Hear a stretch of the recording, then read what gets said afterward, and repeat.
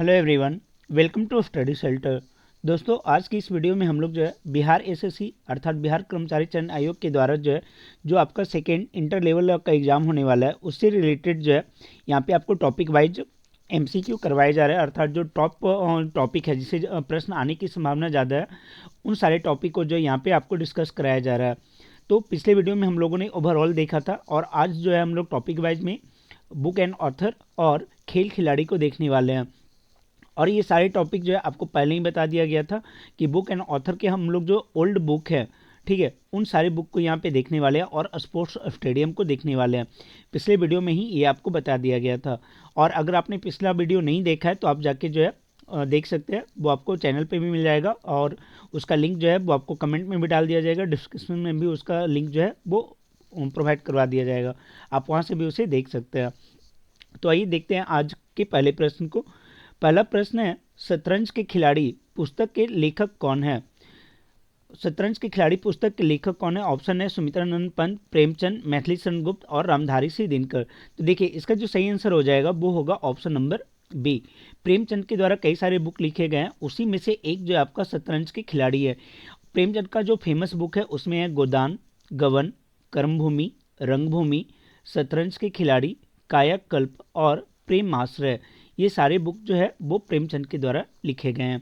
वहीं अगर बात करें सुमित्रानंद पंत की, तो उनके द्वारा जो लिखी गई है उसमें पल्लव और चिदम्बरा, ये ज़्यादा महत्वपूर्ण प्रश्न है जो अक्सर एग्जाम में पूछे जाते हैं।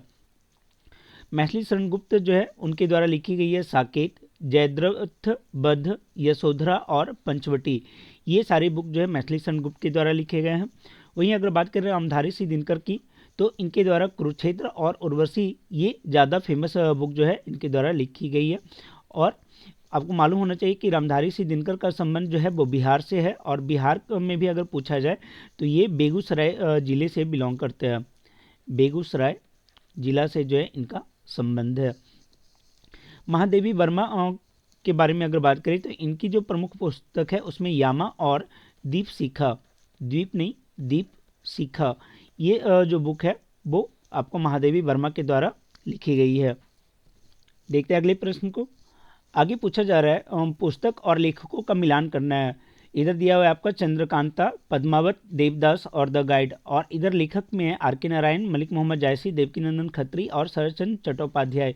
देखिए, चंद्रकांता जो पुस्तक है वो किसके द्वारा लिखी गई? वो लिखा गया है आपका देवकीनंदन खत्री के द्वारा, अर्थात एक का जो है यहाँ पे 3 हो जाएगा।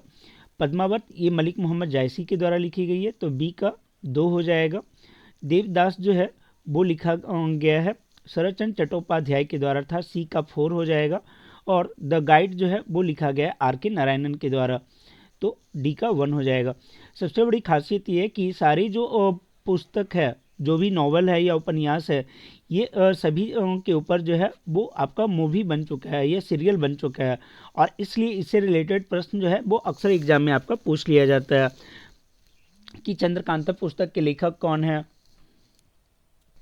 तो ये सारे ऐसे बुक हैं जिनके ऊपर जो है मूवी या सीरियल बना है, ठीक है, इसलिए ये ज़्यादा इंपॉर्टेंट हो जाता है, यहाँ से प्रश्न जो है अक्सर पूछे जाते हैं।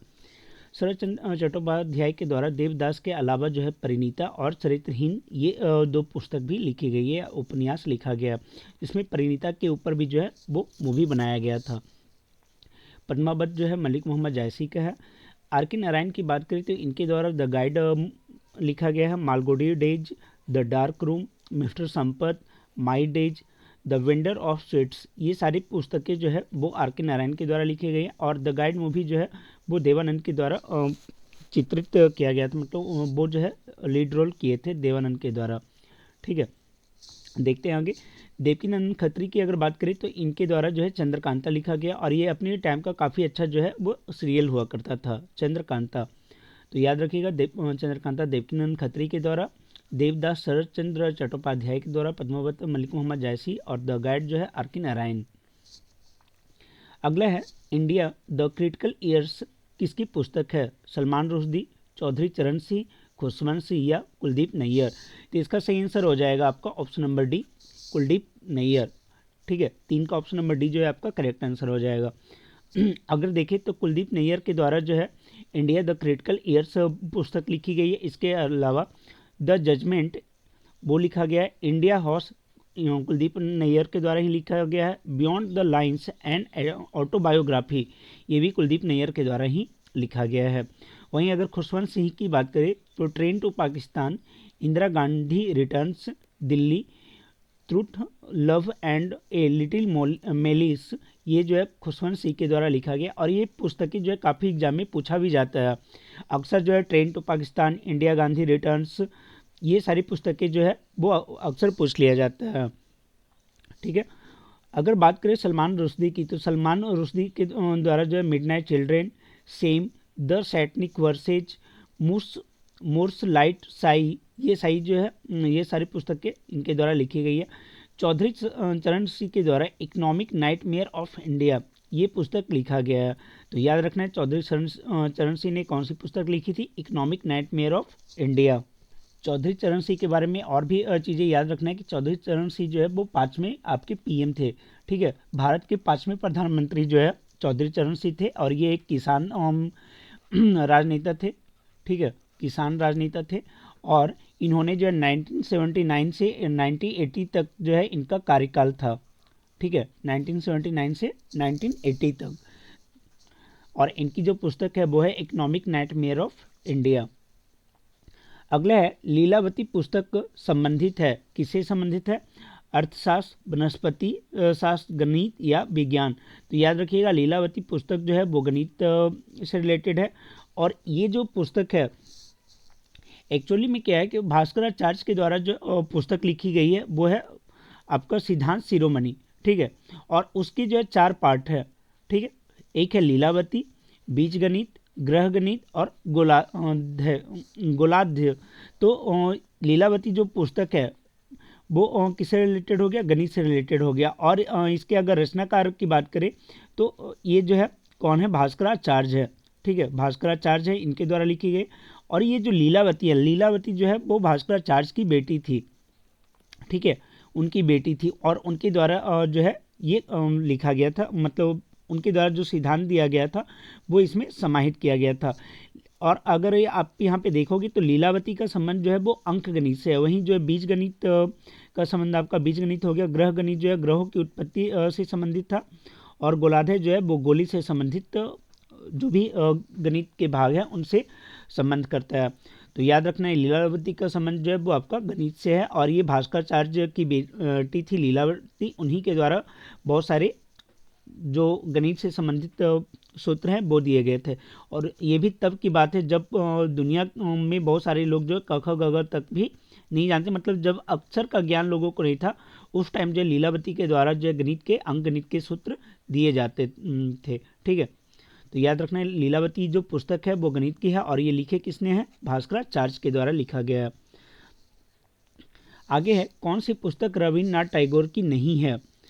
ऑप्शन है post office, the gardener, Premashray या चांडलिका। तो पोस्ट ऑफिस जो है रविन्द्रनाथ टैगोर की है, द गार्डनर भी है, चांडलिका भी है। अभी हम लोगों ने एक देखा था प्रेमाश्रय, प्रेमाश्रय जो है किनके द्वारा था, तो ये प्रेमचंद के द्वारा लिखा गया था। प्रेमाश्रय प्रेमचंद्र के द्वारा लिखी गई पुस्तक है।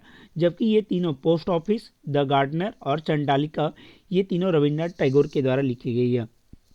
रविन्द्रनाथ टैगोर की और भी जो फेमस पुस्तक है उसमें आपका चित्रांगदा, गीतांजलि, विसर्जन, हंग्री स्टोन, ठीक है, हंग्री स्टोन्स, ये भी जो है रविन्द्रनाथ टैगोर के द्वारा ही लिखा गया है।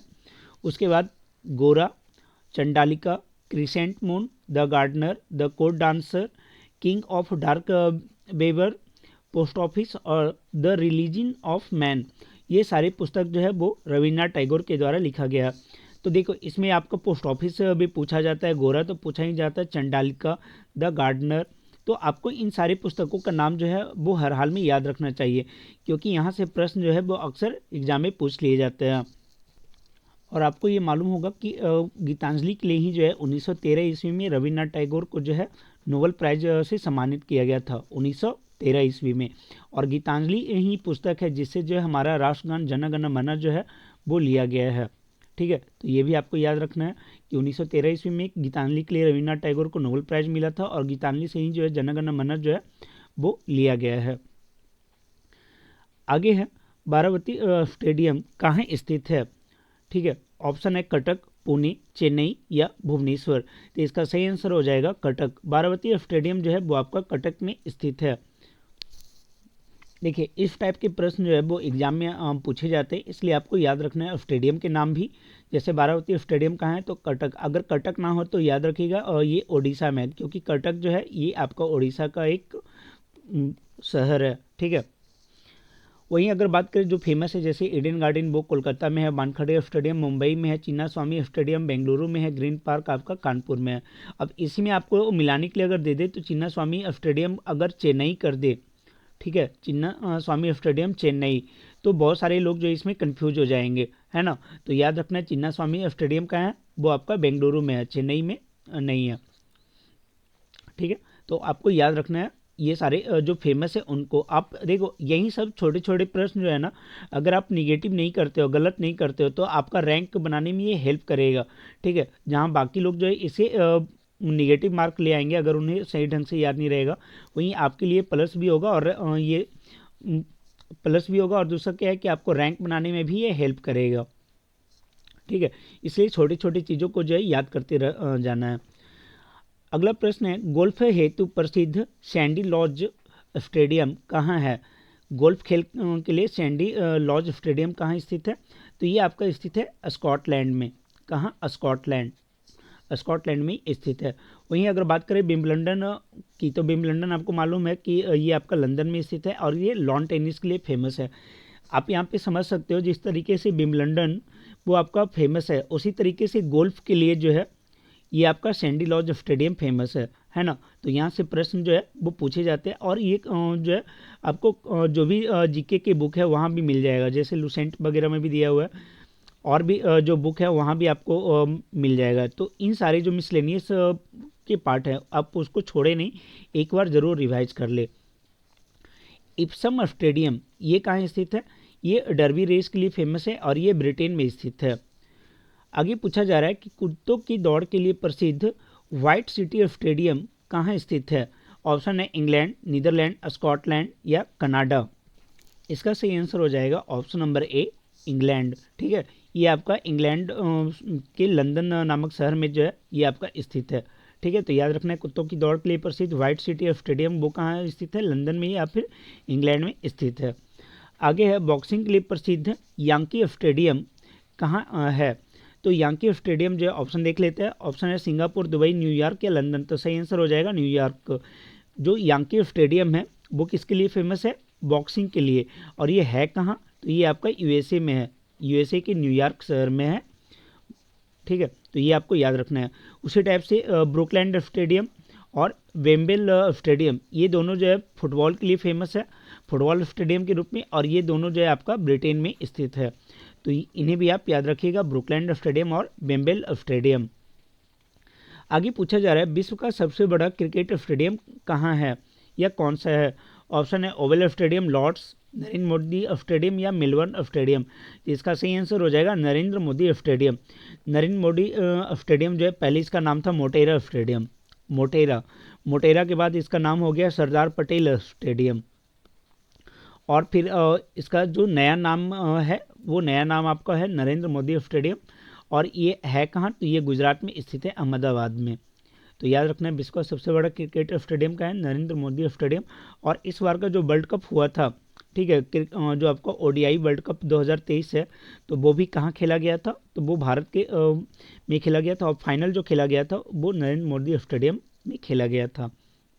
ठीक है, नीचे में कुछ और भी आपको जो फेमस स्टेडियम है उनके नाम भी दिए हुए हैं।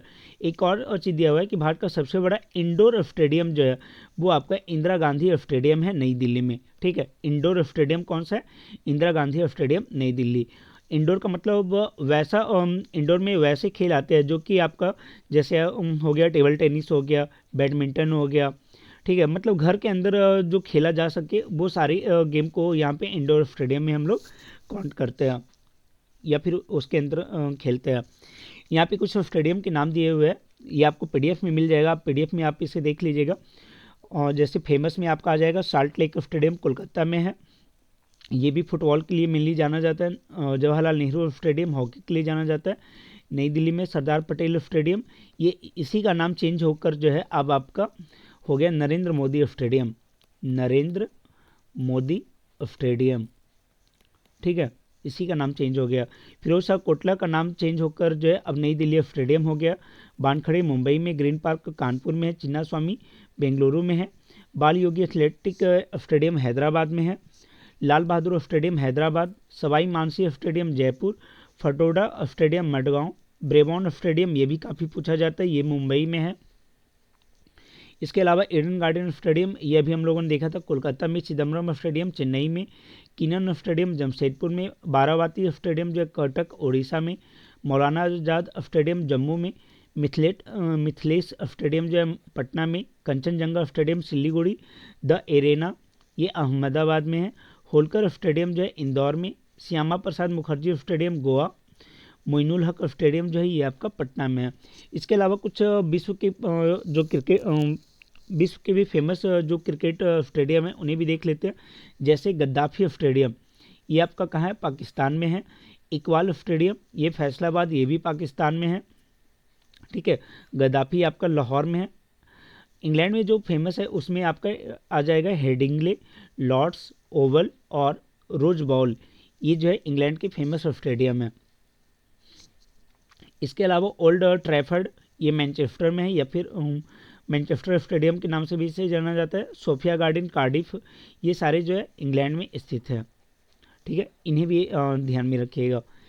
दक्षिण अफ्रीका में ज़्यादा आपका आता नहीं है, लेकिन हाँ एक बार ध्यान में रख लीजिएगा। वांडर्स स्टेडियम जहाँ सेंचुरियन पार्क, उसके अलावा न्यूलैंड्स ये सारे जो है फेमस यहाँ के क्रिकेट स्टेडियम है।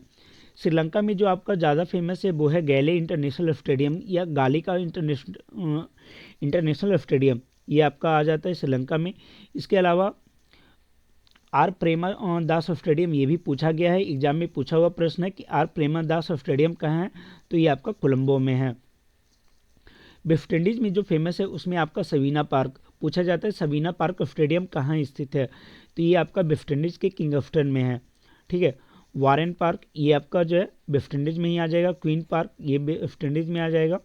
न्यूजीलैंड में जो ज़्यादा फेमस है उसमें आपको आ जाएगा हैगले ओवल, शेडन पार्क, सैक्सटन ओवल, ये सारे जो है आपको न्यूजीलैंड में देखने को मिलेंगे, ठीक है। वेलिंगटन स्टेडियम भी बोला जाता है, ये भी आपका न्यूजीलैंड में।